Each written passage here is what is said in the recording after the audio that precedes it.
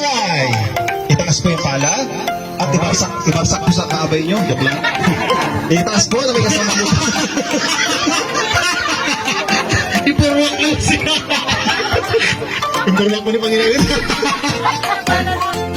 Siyempre, dapat hindi ako yung nandito, dapat sila. Pero being the interpreter of everything, ako daw ang naatasan. Parang, you know how worthy your money or investment if you have a big house. So, I would like to say thank you to everyone, to our visitors also from the main office in Baguio.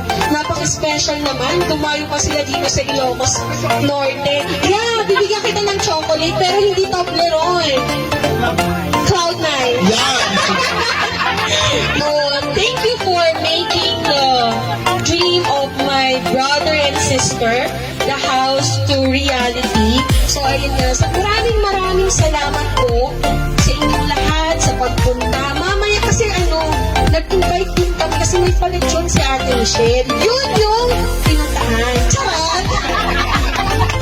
So, maraming salamat po. And then, sana po, magkaroon pa po kayo ng mas maraming clients, especially dito sa Ilocos Norte. And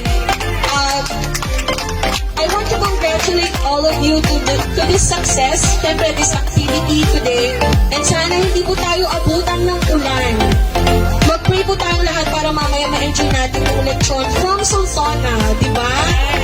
So, ayun nga. Maraming salamat po sa inyong lahat. And I hope you enjoy the last parts of this program. And of course, the food mamaya. Thank you and have a good day po. Alright.